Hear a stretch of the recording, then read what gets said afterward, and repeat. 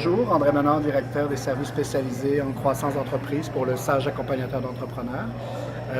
J'anime les ateliers experts ici au sein de la caravane régionale des entrepreneurs. On voit pas mal de projets qui sont très intéressants et très variés. Fait qu'on a beaucoup, autant des gens en TI que dans les secteurs traditionnels qui viennent nous voir.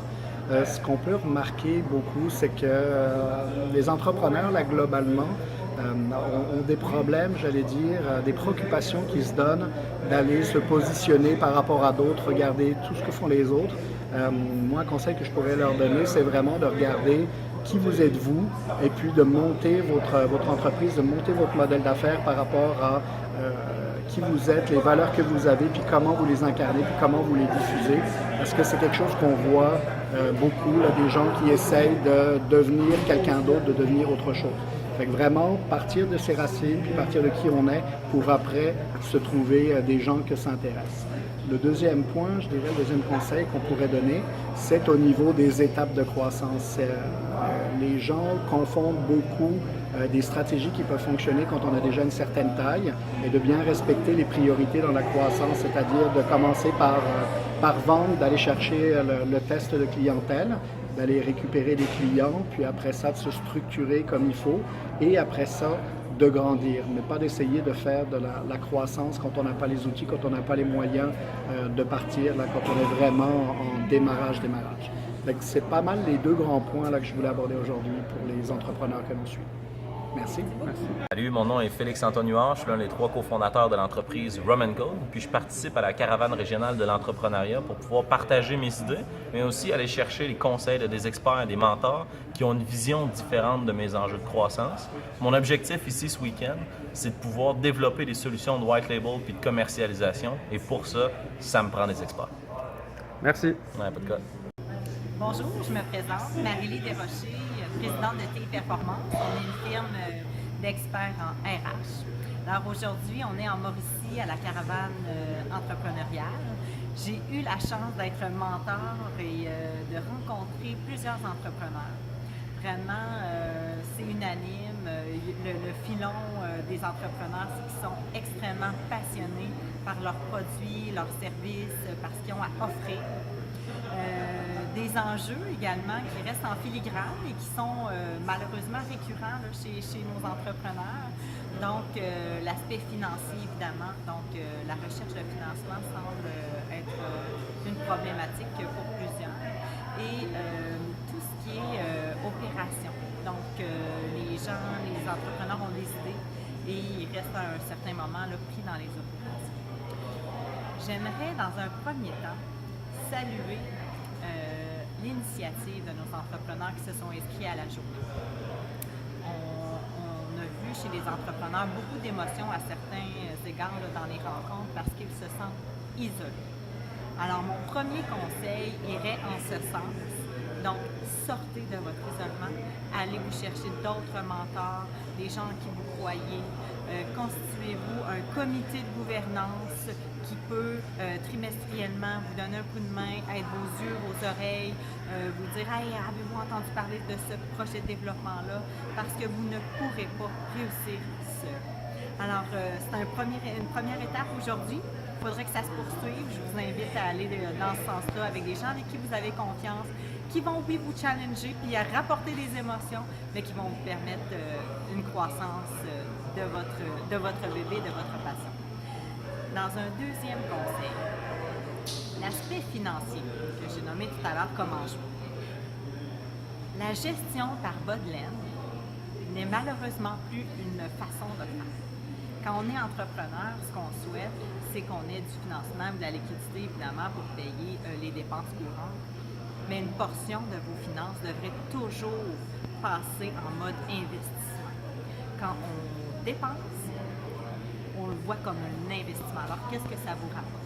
Et ça va vous aider justement à sortir là, de l'impasse, de la problématique des liquidités. Et au final, justement, pour ce qui est des opérations, un entrepreneur typique, là, ben, c'est quelqu'un qui a bien des idées ou qui a une idée et qui veut la mener.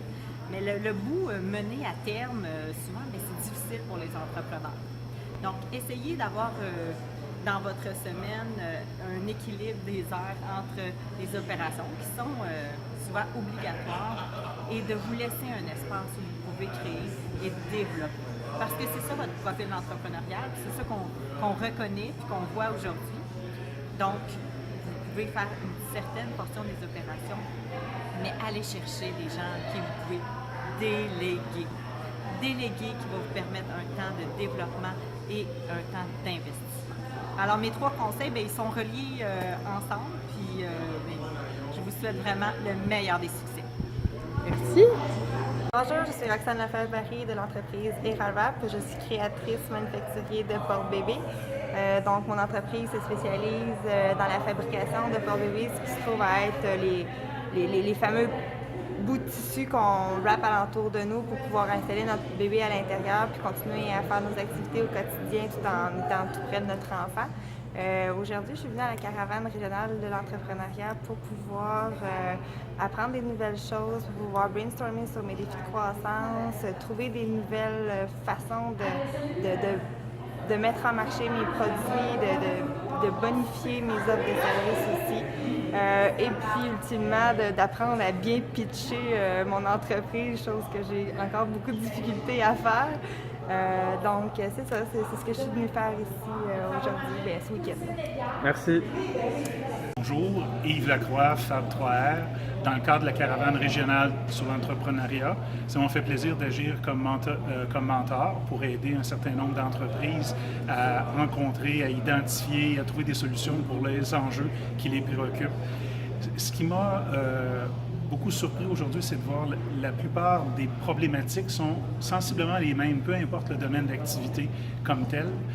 Le conseil que je peux donner à tous ces gens-là, et c'est un peu le but du mentorat, c'est de vraiment éclaircir leur mission, d'éclaircir leur cible, de voir quels sont leurs facteurs de différenciation et de se coller vraiment à ce qu'ils veulent. C'est quoi la raison d'être qu'ils veulent donner à leur entreprise? Et une fois que cette raison d'être-là est bien connue, elle est claire, elle est très nette dans la tête de chacun de ces entrepreneurs-là. Et là, c'est plus facile de bâtir autour.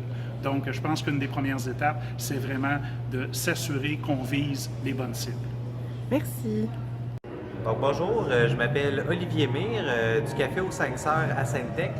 Je suis à la caravane régionale, en fait, pour apprendre beaucoup sur mon entreprise, sur moi-même également, sur des problématiques, en fait, de notre entreprise, puis comment y remédier. Puis c'est très intéressant parce qu'on a l'aide de mentors, on a l'aide de professionnels qui viennent vraiment nous donner un gros coup de pouce qu'on ne se donnerait pas en tant qu'entrepreneur seul nous-mêmes dans notre entreprise. Donc c'est vraiment une expérience à vivre. Merci. On développe un peu notre discours de présentation, comment on conclut, et puis je dirais toute l'organisation de ce qu'on appelle la montée en puissance au niveau des arguments. Il faut savoir que demain vous allez avoir, ça varie d'un moment à l'autre, mais demain vous allez avoir entre 7 et 9 minutes pour vous rendre grâce.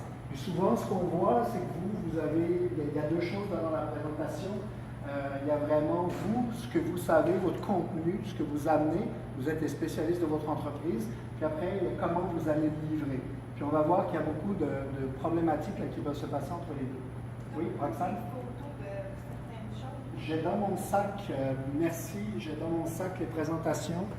Je peux vous les donner, vous pouvez prendre des notes dessus. Je m'appelle Sandy Daou, je suis la présidente fondatrice de Zone Famille. Zone Famille, c'est une entreprise à la fois de 40 jours et aussi une garderie qui est 24/7.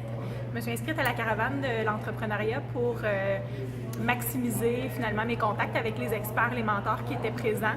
J'en ai retiré beaucoup d'apprentissage et beaucoup de choses qu'on doit mettre en place. On a beaucoup de travail à faire.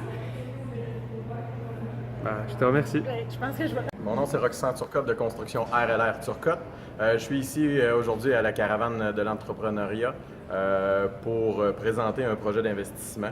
Je suis ici en premier lieu pour avoir de la visibilité pour l'entreprise, mais aussi pour chercher des investisseurs, chercher à discuter avec des mentors et des spécialistes de notre projet pour mieux se faire conseiller. L'activité physique de manière modérée, intense. Modéré, c'est pas votre pause qu'on vient de faire. C'est pas d'aller marcher dans le corridor, on s'entend. C'est quelque chose d'un petit peu plus actif. On fait activer le cœur. On s'insuffle. Donc, qui à main levée fait 150 minutes par semaine? Main levée. Ah, c'est intéressant! C'est intéressant parce que vous faites partie de la moyenne québécoise et canadienne. Je ne dirais pas bravo, parce que faire partie de la moyenne, c'est 20 20 de la population québécoise et canadienne s'active, a un mode de vie actif et qui suit les recommandations du gouvernement.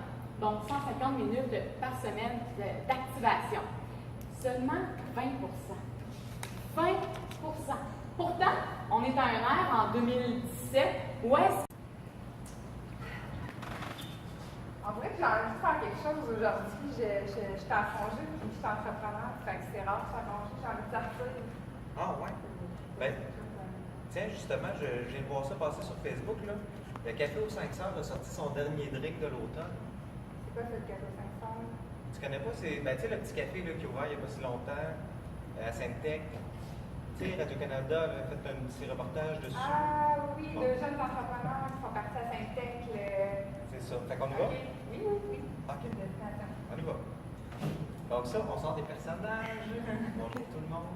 Généralement, c'est comment les gens finissent par connaître le Café aux 500, c'est-à-dire que souvent, ils me voient passer sur les réseaux sociaux, sur Facebook principalement, sur les médias traditionnels également, puis en ami. 14 mois déjà. Et 24 jours. Oui.